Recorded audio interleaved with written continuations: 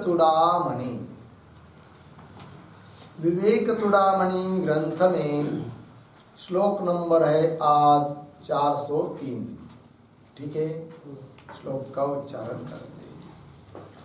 तेजसीव तमो यत्र, तेजसीव तमो यत्र, प्रलीनं भ्रान्ति कारणम्, प्रलीनं भ्रान्ति कारणम्, अद्वितीये परे तत्त्वे, अद्वितीये परे तत्त्वे, निर्विशेषे भिदा कुतः, निर्विशेषे भिदा कुतः।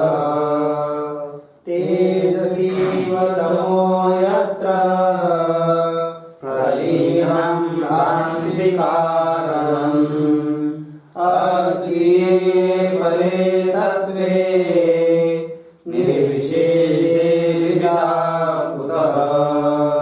तेजसी इव तमः यत्र प्रलीनं भ्रांति कारणम्, अद्वितीये परे तत्त्वे निर्विशेषे भिदा कुतः। अन्वय की। तेजसी तमः इव,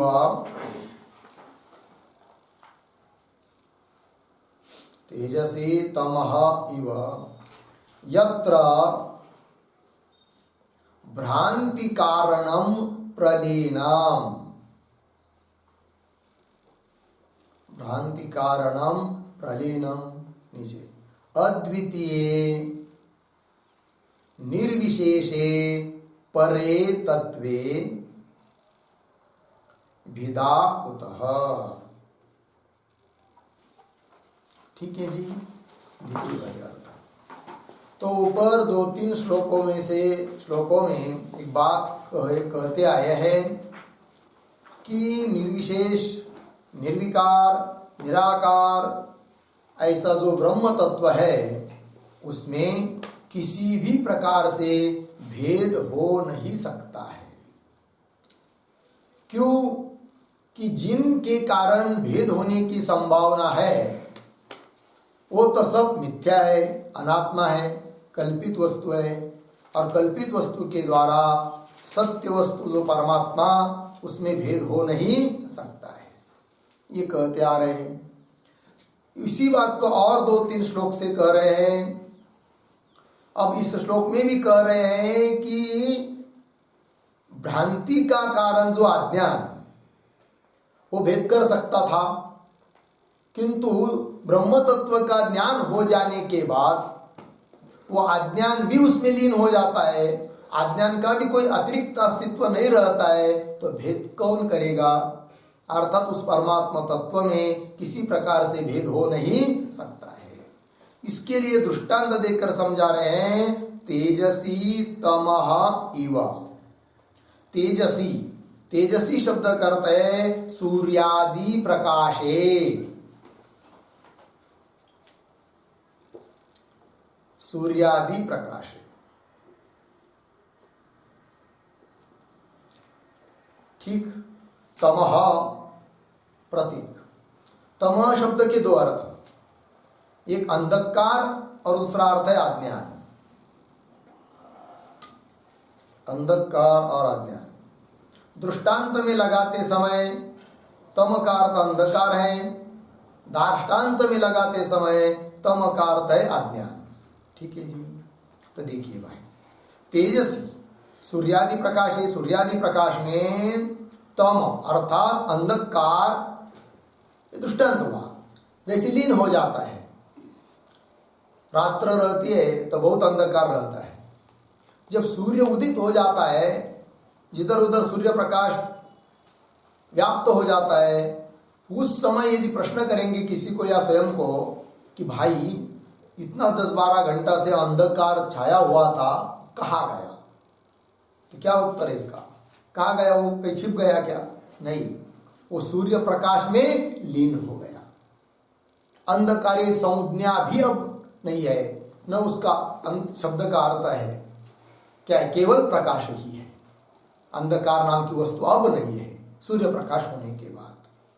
उस प्रकार यत्र, यत्र शब्द करता है परमात्मने, जिस परमात्मा में भ्रांति कारणम प्रलीनम, भ्रांति कारणम, भ्रम का कारण कौन? तमः अर्थात अज्ञान। पुनः इधर भी लगा सकते तम शब्द को। तो भ्रांति का कारण शब्द से कौन लेंगे? अज्ञान, है कि नहीं? सभी को जो भी भ्रांति हो रही है उस सभी भ्रम के लिए कारण मूल कौन है? अज्ञान ही है। अधिष्ठान का अज्ञान, स्वस्वरूप का अज्ञान। जब ब्रह्म तत्व का ज्ञान हो जाता है कि अहम ब्रह्मास्मि, तब अज्ञान अब बचेगा क्या? नहीं। फिर वो अज्ञान अर्थात माया वो कहाँ चली गई? तो कहीं नहीं गई, वो ब्रह्म रूप बन गई। ब्रह्म से अतिरिक्त तो रही नहीं, उसकी सत्ता ही नहीं। जैसे अंधकार सूर्य प्रकाश रूप हो गया, विलीन हो गया, उसमें नष्ट हो गया, है कि नहीं? उस प्रकार ब्रह्म तत्व का अप्रोक्ष साक्षात्कार होने के बाद भ्रम का कारण जो अज्ञान अर्थात माया अविद्या, वो ब्रह्मरूप हो गई या लीन हो गई या नष्ट हो गई, है कि नहीं? कल्पित वस्तु का नाश मतलब क्या? अधिष्ठान रूप बन जाना। सर्प का नाश होता है मतलब सर्प का कोई प्रेत कहीं दिखाई देता है क्या? नहीं। कल्पित वस्तु की निवृत्ति यही होती है कि उसकी अतिरिक्त, अधिष्ठान से अतिरिक्त सत्ता सिद्ध ही न होना, यही उसका क्या होता है? लय होना अथवा नाश होना है। तो वही लिख रहे, देखिए कि यत्र, उस जिस परमात्मा में भ्रांति का कारण अज्ञान प्रलीनम, प्रलीनम शब्द का अर्थ है नष्टम किंवा विलीनम, नष्ट हो जाता है, लय हो जाता है। तब हो गया इतना। चलिए, परिलीनम मतलब नष्टम। फिर आगे देखिए मंत्र श्लोक में, अद्वितीय, नष्ट होने के बाद भ्रांति का करना अज्ञान प्रलीन होने के बाद अद्वितीय निर्विशेषे परे तत्वे, अद्वितीय द्वैत रहित विशेष रहित पर तत्व, ऐसा जो आत्म तत्व है, ब्रह्म तत्व है, उसमें भिदाकुत, भिदा मतलब भेद, कहाँ से भेद सिद्ध होगा? अर्थात उसमें किसी प्रकार का भेद नहीं है, ये बात कह दी। ठीक, एक श्लोक आता है उसको लिख लेते यहां पर। विभेद जनके ज्ञाने, लिख लीजिए, विभेद जनके ज्ञानी, ज्ञानी मतलब विभेद जनके अज्ञानी, पूर्व रूप संधि हो गई है।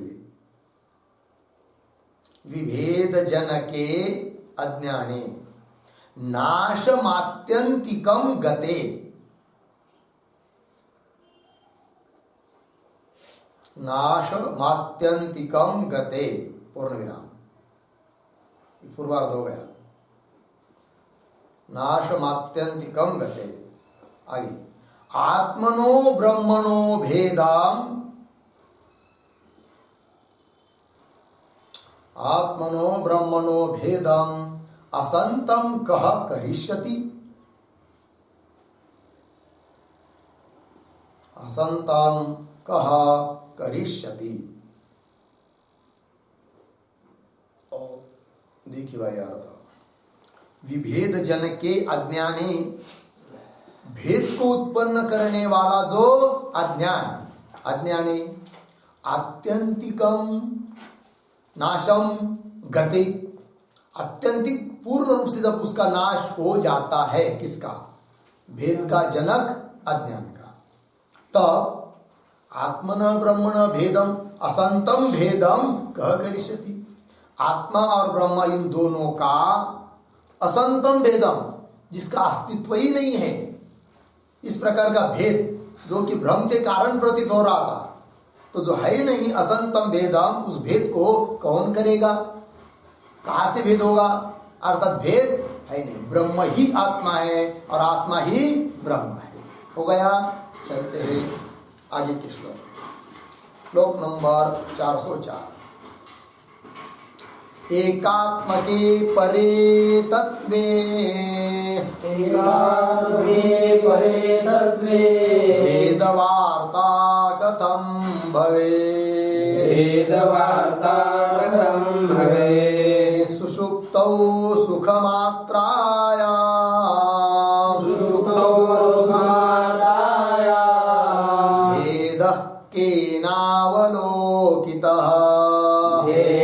केनावलोकितः एकात्मके परे तत्त्वे भेदवार्ता कथं भवेत् सुषुप्तो सुखमात्रायां भेदः केनावलोकितः एकात्म के परे तत्वे भेदवार्ता कथम भवेत् सुषुप्तौ सुखमात्रायां भेदः केन अवलोकितः। अन्वय देखिए, पहली पंक्ति सरल है। एकात्म के परे तत्वे भेदवार्ता कथम भवेत्। नीचे सुखमात्रायां सुषुप्तौ भेदः केन अवलोकितः।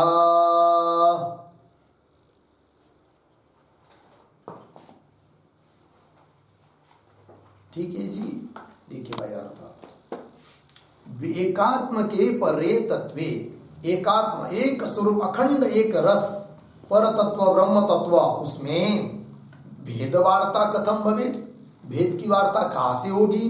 भेद रहेगा तब भेद की चर्चा होगी, भेद है ही नहीं है, ठीक है ना। तो भेद वार्ता, इस पर एक शब्द एक वाक्य लिखते हैं। भेद वार्ता इति अनेन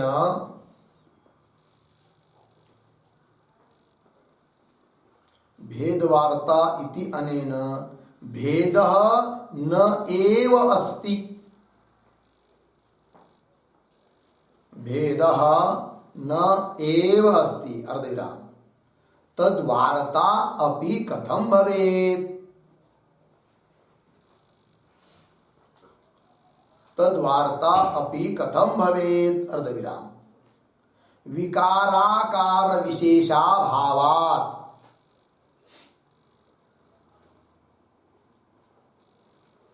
विकाराकार विशेषाभावात्। देखिए भाई, पूर्ण विराम हो गया। तो भेदवार्ता हो नहीं सकती, ये कहा है, इससे ये सिद्ध हुआ भेद एव भेदवार्ता इत्यनेन भेद न एव अस्ति, भेद ही नहीं है। पहले भेद रहेगा तब उसकी क्या होगी, वार्ता चर्चा है कि नहीं, उसके बारे में कुछ कथन हो सकता है। भेद ही नहीं, घट सामने रहेगा तब घट के बारे में चर्चा हो सकती है, घट ही नहीं है तो चर्चा किसकी करेंगे। उस प्रकार भेद ही नहीं है तो वार्ता कहाँ से आएगी। तो बोलेंगे फिर भेद क्यों नहीं है, क्यों उसके बारे में वार्ता नहीं हो सकती है। तो क्या क्यों नहीं हो सकती है, घट के बारे में वार्ता कथन चर्चा हो सकती है कि नहीं, विचार विनिमय हो सकता है। क्यों, उसको कुछ आकार है कि कुछ उसमें गुण है, जाति है कि नहीं, तब तो उसके बारे में चर्चा हो सकती है।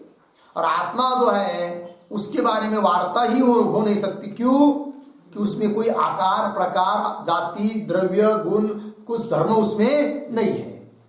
तो नहीं है तो वार्ता कैसी होगी, अर्थात नहीं हो सकती है। वही लिखा है तद वार्ता भी कथम भवे, क्यों, हेतु दिया विकाराकार विशेषाभावात्। विकार विकारात्मक आकार, क्यों विकार मतलब कार्य, कार्य रूप से या कारण रूप से आदि शब्द से कार्य कारण आदि रूप से विशेष विशेषता का क्या है जी, अभाव है। विकाराकार कार्य रूपेण आकार रूप आकार का आकार विशेष का अभाव होने के कारण, मतलब किसी भी प्रकार का उसका क्या नहीं है, आकार नहीं है, उसमें गुण नहीं है, उसमें जाति नहीं है, किसमें, अपने स्वरूप में, आत्मा में, ब्रह्म में। और फिर उसके बारे में भेद की चर्चा कहाँ से होगी, भेद भी नहीं उसमें। वही लिखा है भेद वार्ता इत्यनेन भेद न एव अस्ति तद्वार्ता भी कथम भवेत्, भेद की वार्ता भी नहीं होगी। भेद होगा तब ना, तो भेद का ना आकार है न प्रकार है, कुछ नहीं है, ये बात हो गई। चलिए, एकात्म के परे तत्वे भेद वार्ता कथम भवेत्, बता रहे उदाहरण अनुभव का सबका। सुख मात्रायाम सुषुप्तौ, सुख मात्र, सुख मात्र है, सुख स्वरूप है कौन, सुषुप्ति, गाढ़ निद्रा, उसमें क्या मिलता है, सुख ही सुख है। यदि सुषुप्ति में सुख नहीं मिलता, अनुभव में नहीं आता, तो कोई भी व्यक्ति सुषुप्ति में सोने के लिए प्रवृत्त नहीं होता। किंतु आदमी सुषुप्ति में प्रवृत्त होता है कि नहीं?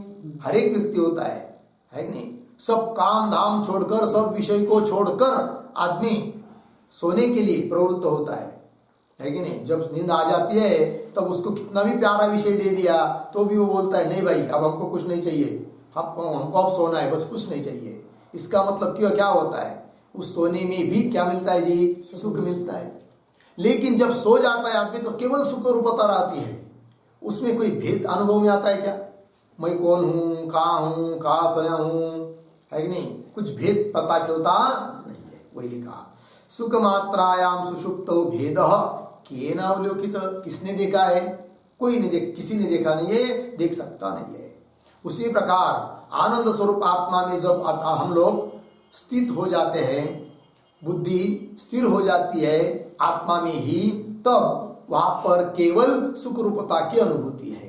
किसी प्रकार का भेद वहां पर दिखाई नहीं देता है या भेद है ही नहीं है। हो गया, अर्थात आत्मा में भेद नहीं है, ये बात सिद्ध हो गई। ठीक है, चलते हैं आगे।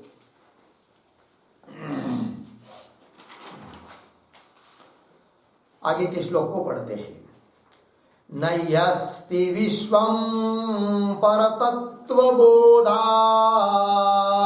नयस्ति विश्वं परतत्त्वबोधात्, सदात्मनि ब्रह्मणि निर्विकल्पे, सदात्मनि ब्रह्मणि निर्विकल्पे, कालत्रयेनाप्यहिरीक्षितो गुणे, कालत्रयेनाप्यहिरीक्षितो गुणे, नयम्बुबिन्दुर्मृगतृष्णिकाया, नयम्बुबिन्दुर्मृगतृष्णिकाया, नयस्ति विश्वं परतत्त्वबोधात्, सदात्मनि ब्रह्मणि निर्विकल्पे, कालत्रयेनाप्यहिरीक्षितो गुणे, नयम्बुबिन्दुर्मृगतृष्णिकाया।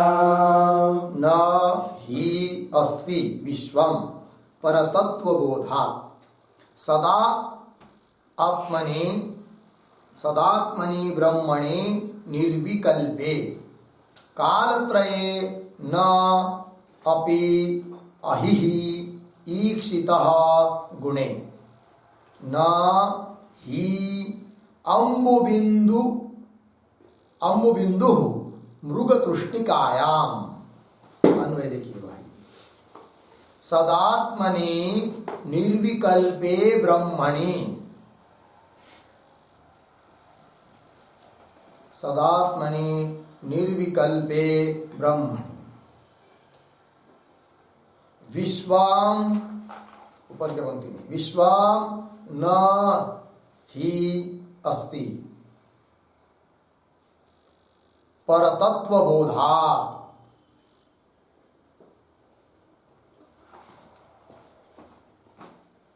लास्ट लाइन में अंतिम शेवटच्या पंक्तीत अंतिम पंक्ति में ही शब्द आया, ही। तीसरी पंक्ति में ये कालत्रये, उसी पंक्ति में एक शब्द छोड़कर अपि, कालत्रये अपि, उसी में अंतिम में गुणे, पीछे अहिहि न ईक्षितः, न ईक्षितः, नीचे मृगतृष्णिकायाम अम्बुबिन्दुः न,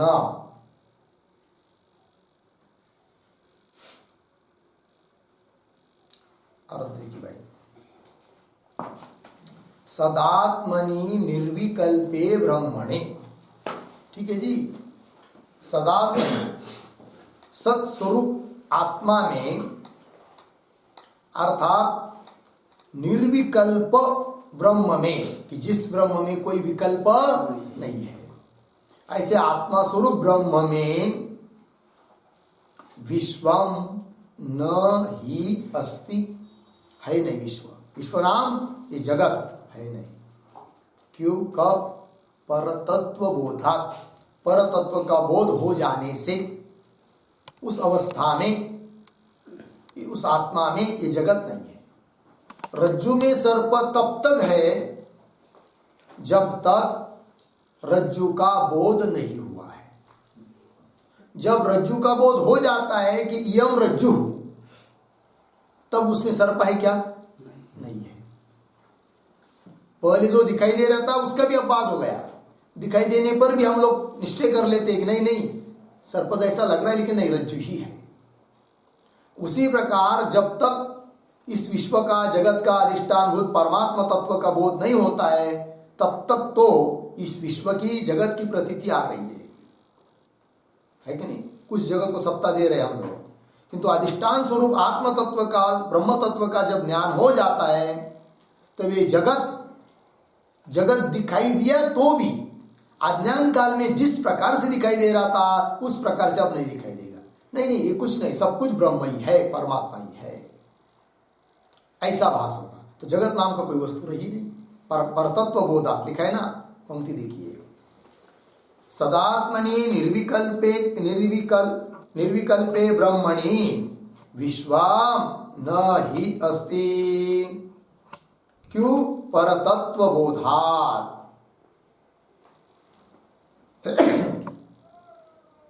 ठीक है जी। परतत्व बोधात पर एक वाक्य लिखते हैं, परस्य ब्रह्मणः यत् तत्वम्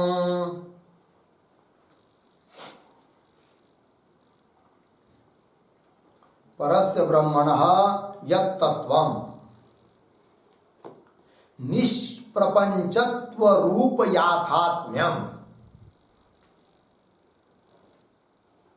निष्प्रपंचत्व रूप याथात्म्यम् श्रुतिबोधितम्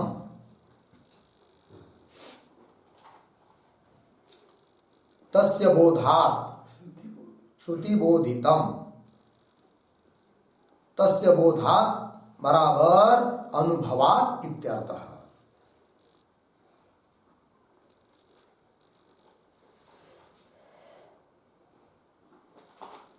पूर्णविराम। न ही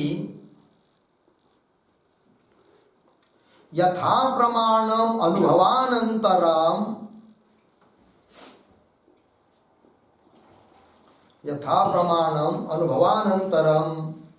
संशय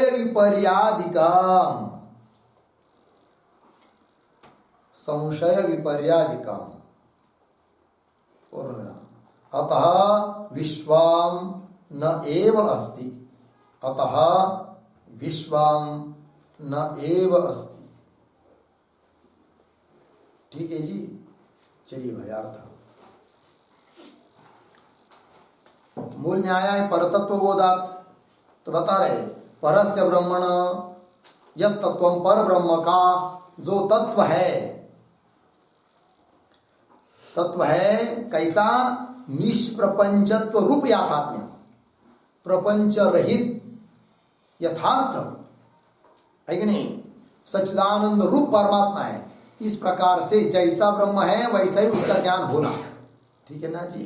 तत्व निष्प्रपंचत्व रूप याथात्म्यम कैसा? श्रुति बोधितम, श्रुति ने जिस प्रकार से ब्रह्म का वर्णन किया है तद्बोधात, उसी प्रकार से उसका बोध हो जाता है, अर्थात अनुभव हो जाता है। तब विश्व रहता नहीं है। वही लिखा, न ही यथा प्रमाणम अनुभवानंतरम, श्रुति रूप प्रमाण के अनुसार अनुभव आ जाने के बाद, ब्रह्म तत्व का साक्षात्कार हो जाने के बाद, संशया विपर्यादिकम न, संशय विपर्य कुछ रहता ही नहीं है। ब्रह्म ही ब्रह्म है, बस एकमात्र ब्रह्म है, तो जगत की सत्ता कहाँ से रहेगी? अतः विश्वम न एव अस्ति, इसलिए विश्व है नहीं। ये बात देखिए भाई, सदात्मनि निर्विकल्पे ब्रह्मणे, ब्रह्म में विश्वम नहीं अस्ति परतत्व बोधात्। लग गया जी। चलिए आगे पुढे आगे। ही क्योंकि यतो ही काल त्रय, दृष्टांत में समझा रहे अब इस बात को कि अधिष्ठान का ज्ञान होने के बाद अध्यस्त रहता ही नहीं, अध्यस्त पदार्थ कोई। तो देखिए कालत्रये, तीनों कालों में भी, अपि आया ना, कालत्रये अपि गुणे अहिहि न ईक्षितः। गुणे, गुणे शब्द का अर्थ लिखिए रज्वाम। गुण कहते रज्जु को। रज्जु में अहिहि, अहिहि शब्द का अर्थ है सर्पः। न ईक्षितः है ही नहीं, न ईक्षिता है ना मूल में।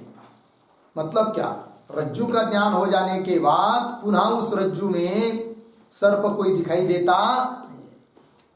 सर्प जैसा लगने पर भी पुनः निश्चय रहेगा कि सर्प नहीं है भाई, क्या है, रज्जु ही है। उस प्रकार से अब चलिए आगे, न ईक्षितः। और एक दृष्टांत दे रहे, मृग तृष्णिकायाम अम्बुबिंदु न। मृग तृष्णिकायाम मतलब मरु मरीचिकासु,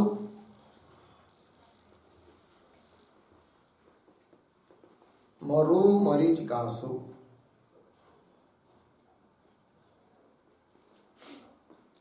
अर्थात उस उखर भूमि में, बरड़ रान में, जब पहले प्रतीत हो रहा था कि क्या है भाई, मृग जल है करके, लेकिन पास में जाकर देखा तो जल तो है नहीं है, फिर है क्या, मृग जल है।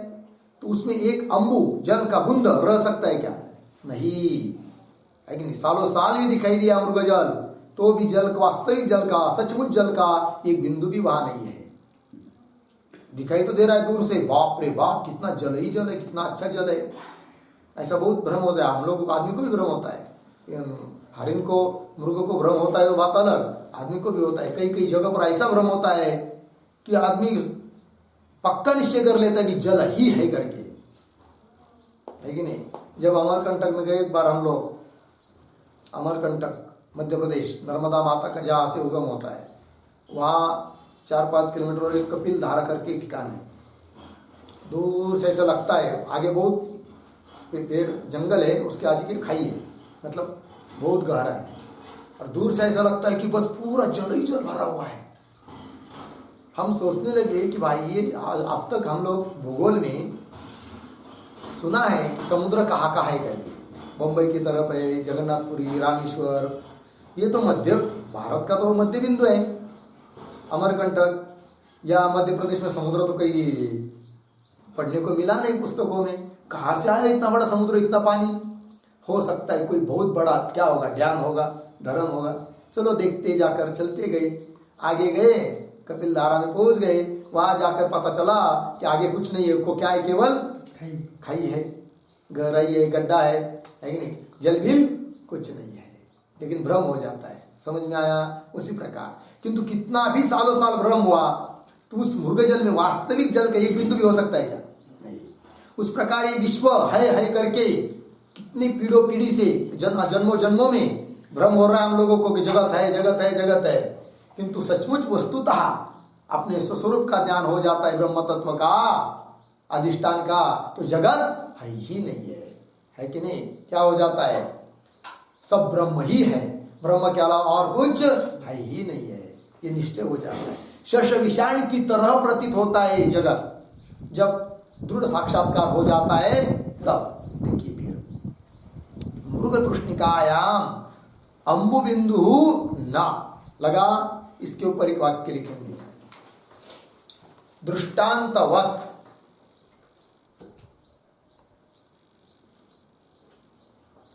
दृष्टांतवत पूर्वम अज्ञानात्, पूर्वम अज्ञानात् भ्रांत्या प्रतिपन्नमपि, भ्रांत्या प्रतिपन्नमपि वस्तु न सत् इति भावः, वस्तु न सत् इति भावः, पूर्ण विराम। ना भावो विद्यते सतः, गीता 2:16 इति गीतोक्ते है, ना भावो विद्यते सतः, दूसरा अध्याय 16वां श्लोक। इति वितोक्ते विद्वत अनुभवाच्च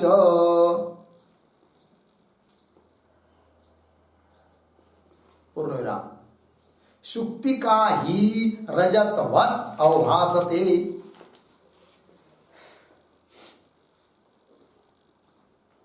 शुक्ति का ही रजतवत अवभासते अर्धविराम। एकश्चंद्र सद्वितीयवत् एकश्चंद्र सद्वितीयवत् इत्यादि लौकिकानुभवात्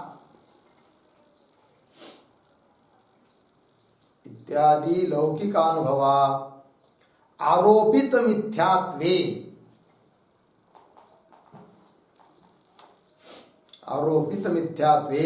न विसंवादः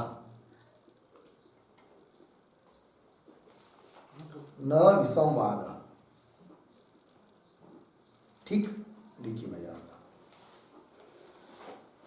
दृष्टांतवत मतलब मृग तृष्णिका आदि का दृष्टांत दिया है ना, तो अधिष्ठान का ज्ञान होने के पहले पहले तक अज्ञान के कारण भ्रांति से कोई वस्तु दिखाई देने पर भी अधिष्ठान का ज्ञान होने के बाद वो रहती नहीं, वही लिखा है दृष्टांतवत। पूर्वम अज्ञानात अधिष्ठान का ज्ञान होने के पहले अज्ञानात भ्रांत्या प्रतिपन्नमपि वस्तु, प्रतिपन्न मतलब प्रतितम ज्ञात भी वस्तु न सत, वो सत नहीं है।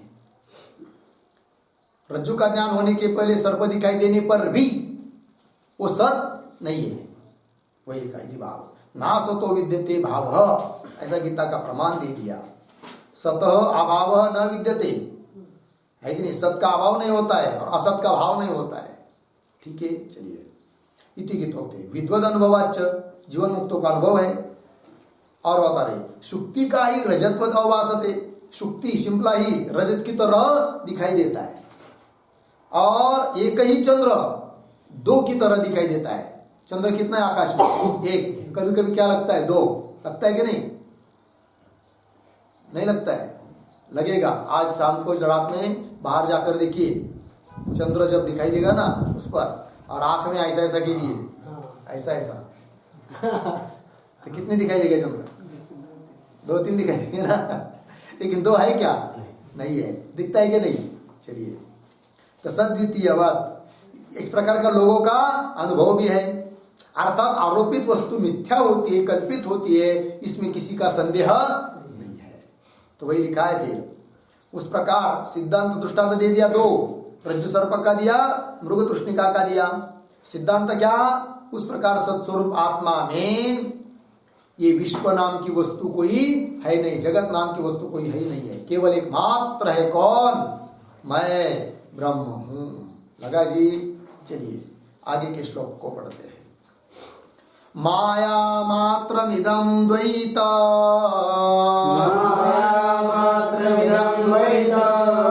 मद्वैतं परमार्थतः इति ब्रूते श्रुतिः साक्षात्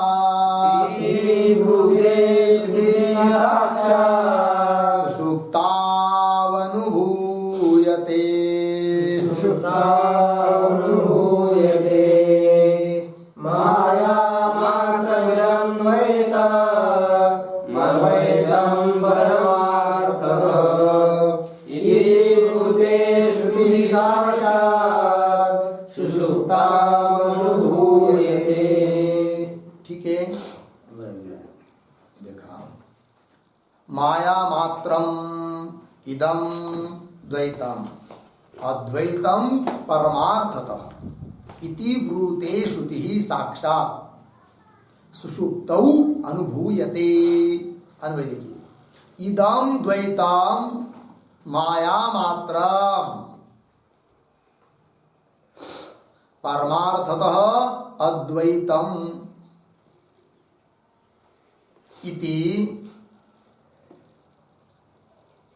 इति साक्षात् श्रुति ही ब्रूते।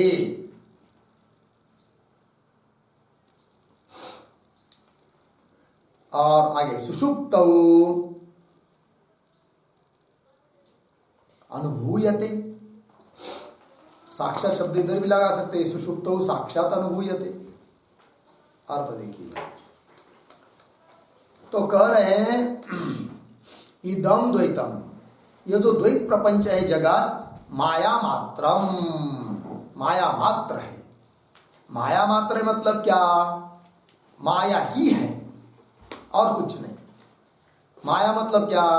ठगाने वाली होती है, वो कुछ का कुछ दिखाती है, वैसा कुछ होता नहीं। जादूगर के पास भी माया होती है, जादू दिखाता है, वो कुछ भी दिखा देता है, लेकिन वैसा होता है क्या? नहीं होता है। वो क्या, सब जादू है। हम लोग बोलते हैं अरे नहीं भाई जादू ही छोड़ दो, नहीं तो क्या है, ऐसा ऐसा करेगा, 500 की नोट ऐसे गिरा देगा, देखो देखो ले लो नोट ले लो, है कि नहीं? और इतना ही उसके पास पैसा ही जादू से इतने नोट बना सकता है, तो क्यों भीख मांग रहा है कि 2-2 रुपए के लिए? इसका मतलब वो सब क्या है? ये माया है, ठगाने की वस्तु है, कल्पित है। उसी प्रकार ये जगत क्या है? माया मात्रम। एक अर्थ लिखिए उसका, मीयते प्रतीयते, मीयते प्रतीयते इति माया मात्रम। ठीक, चलिए भाई, केवल मीयते का अर्थ कर दिया प्रतीयते, माया मात्र, प्रतीति मात्र है, कुछ है नहीं। कौन? इदम द्वैतम। इदम मतलब ये सब दिखाई देने वाला दृश्य वर्ग, इदम दृश्यम, द्वैतम भेद, जगत माया मात्र है। फिर वस्तुतः क्या है? परमार्थतः अद्वैतम। परमार्थतः का अर्थ लिखिए वस्तुतः किंवा सत्यभूतम। वस्तुतः देखा जाए तो कि वह सत्य क्या है, वो देखा जाए तो सत्यभूतम अद्वैतम। अद्वैतम मतलब निर्भेदम ब्रह्म, बस भेद रहित केवल ब्रह्म ही है। इति, इस प्रकार से श्रुति ही, साक्षात श्रुति ही ब्रूते, साक्षात श्रुति कर रही है। श्रुति साक्षात कर रही मतलब क्या? साक्षात का अर्थ लिखिए वाच्य वृत्त्या श्रुति ही ब्रूते इत्यर्थः। वाच्य वृत्त्या श्रुति ही ब्रूते, वाच्य वृत्ति से, शक्ति वृत्ति से, स्पष्ट रूप से श्रुति बोलती है। इति साक्षात श्रुति ब्रूते। और श्रुति तो कह ही रही है कि जगत माया मात्र है, वस्तुतः अद्वैत ही है, सबका अनुभव भी है। कहा? सुषुप्तौ साक्षात अनुभूयते। साक्षात म्हणजे यहाँ पर साक्षात्कार करेंगे प्रत्यक्षतः। सुषुप्ति में सबको क्या है? अनुभव है कि क्या द्वैत नहीं है, अद्वैत ही है। सुषुप्ति में किसी भी प्रकार के द्वैत की प्रतीति होती है क्या? नहीं है, तो क्या है फिर? अद्वैत ही है। इस प्रकार से हो गया ना जी? हाँ, एक वाक्य लिखते हैं अनुभूयते के ऊपर, सर्वै अपि साक्षात सुषुप्तौ अनुभूयते। सर्वै अपि साक्षात सुषुप्तौ अनुभूयते, अतः न अत्र विवादावसरः इति भावः।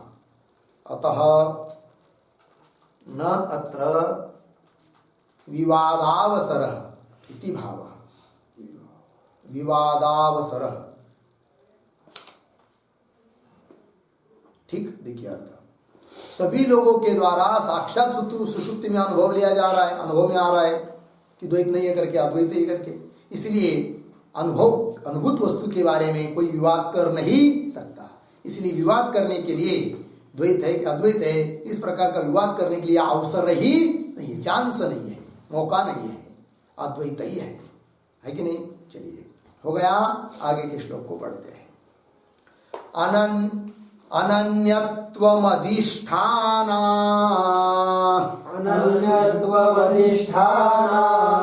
दारोप्यस्य निरीक्षितम् पंडितैरज्जु सर्पादौ विकल्पो भ्रांति जीवति जीवनः विकल्पो भ्रान्ति जीवनः अन्यत्वमधिष्ठानादारोग्यस्य निरीक्षितम् पंडितैरज्जुसर्पादौ विकल्पो भ्रान्ति जीवनः अनन्यत्वम् अधिष्ठानात् आरोप्यस्य निरीक्षितं पंडितैः रज्जुसर्पादौ विकल्पः भ्रांति जीवनः।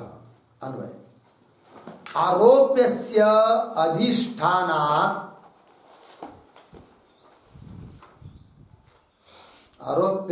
अधिष्ठानात्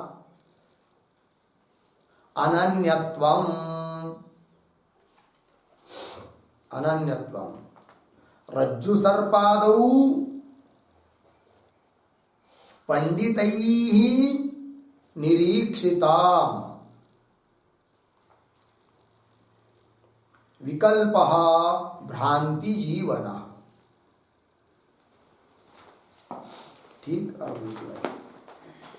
आरोप्यस्य अधिष्ठानात् अनन्यत्व, आरोपित वस्तु अधिष्ठान से भिन्न नहीं होती है, अनन्य, न अन्य, अनन्य है कि नहीं। अनन्यत्वम, अनन्यत्वम का अर्थ लिखिए अभिन्नत्वम इत्यर्थ, कि व्यतिरेकेन अभाव।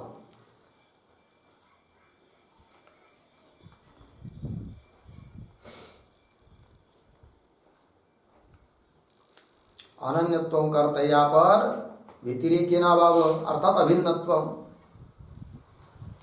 देखिए अर्थ पूरे वाक्य का। आरोप्यस्य, आरोप्य वस्तु जो होती है वो आरोपित वस्तु अधिष्ठानात् अनन्यत्व, मतलब अधिष्ठान से, क्या आरोप्यस्य अधिष्ठानात् अनन्यत्व, मतलब आरोप्यस्य अधिष्ठानात् व्यतिरेकेन अभाव। आरोपित वस्तु का अधिष्ठान से भिन्न रूप से उसका अभाव है। अधिष्ठान को छोड़कर व्यतिरेकेन उसका क्या है, अभाव, अर्थात अधिष्ठान स्वरूप है, अभिन्न है अधिष्ठान से, अधिष्ठान से अतिरिक्त हो नहीं सकती। कौन? आरोपित वस्तु। आरोप्यस्य अधिष्ठानात् अनन्यत्वम पंडितैः, पंडित लोगों ने इस बात को रज्जु सर्पादौ पंडितैः निरीक्षितम, रज्जु सर्पादि इत्यादि दृष्टांत में पंडित लोगों ने देखा है, जाना है कि आरोपित सर्प अधिष्ठान रज्जु से व्यतिरिक्त है नहीं, अर्थात रज्जु रूप ही है। उस प्रकार ये जो विकल्प जगत ब्रह्म रूप ही है, ब्रह्म से अतिरिक्त है नहीं, ब्रह्म ही है, जगत नाम की कोई वस्तु ही नहीं है। समझ में आया? वही विकल्प भ्रांति जीवन। विकल्प शब्द का अर्थ लिखिए भेद ग्रह,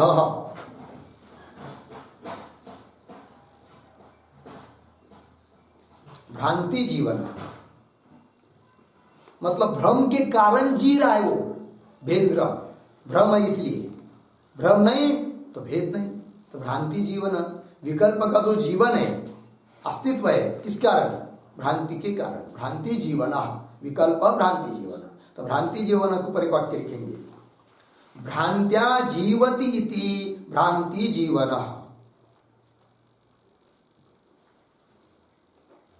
भ्रांत्या जीवति इति भ्रांति जीवन बराबर बराबर भ्रांति मूलकः इत्यर्थः। भ्रांति मूलकः इत्यर्थः पूर्णविराम। भ्रांत्याभावे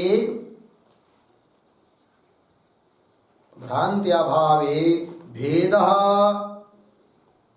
न एव प्रतीयते, नैव प्रतीयते।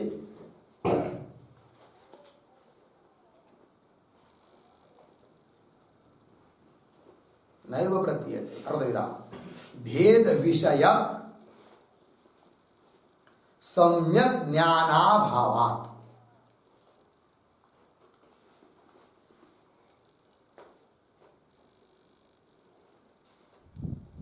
भेद विषयक सम्यक ज्ञानाभावात् पूर्णविराम। देखिए अर्थ भाई, भ्रांत्या जीवती थी भ्रांति जीवन, जो भ्रांति से जीता है उसको कहेंगे क्या? भ्रांति जीवन, अर्थात भ्रांति मूलक। तो विकल्प अर्थात भेद ग्रह ये क्यों है जी? भ्रांति मूलक है। उसका मूल कौन है? भ्रम। भ्रांत्याभावे, भ्रम जब चला जाता है अधिष्ठान का ज्ञान होने के बाद, तो भ्रांत्याभावे भेद नैव प्रतीयते, भेद की प्रतीति होती ही नहीं है। क्यों? भेद विषयक सम्यक ज्ञानाभाव है कि नहीं? भेद विषयक सम्यक ज्ञान रहेगा तब भेद की सिद्धि होगी, क्योंकि वस्तु की सिद्धि सम्यक ज्ञान के आधार पर होती है। ये घट है, क्यों? उसका ज्ञान है इसलिए, है कि नहीं? सम्यक ज्ञान रहेगा तो वस्तु की सिद्धि। अब भेद का अधिष्ठान का ज्ञान होने के बाद भेद का ज्ञान ही नहीं है, तो भेद की सिद्धि कहां से होगी? अधिष्ठान का ज्ञान होने के पहले भेद की प्रतीति थी, लेकिन वो भ्रांति के कारण थी। अब भ्रांति नष्ट हो गई तब भेद की प्रतीति ही नहीं है, क्योंकि उसके बारे में सम्यक ज्ञान भी नहीं है। ठीक है ना जी? कहने का तात्पर्य किसी प्रकार का भेद उस ब्रह्म वस्तु में है नहीं। जगत कोई भेद निर्माण कर नहीं सकता है, और जगत नाम की कोई वस्तु है ही नहीं है। सब कुछ क्या है जी? बस एकमात्र ब्रह्म ही है। हो गया जी?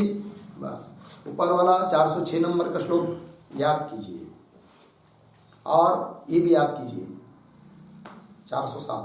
ठीक है? बस आगे का विचार कल करते हैं। ओम पूर्णमदः पूर्णमिदं पूर्णात् पूर्णमुदच्यते पूर्णस्य पूर्णमादाय पूर्णमेवावशिष्यते। ओम शांति शांति।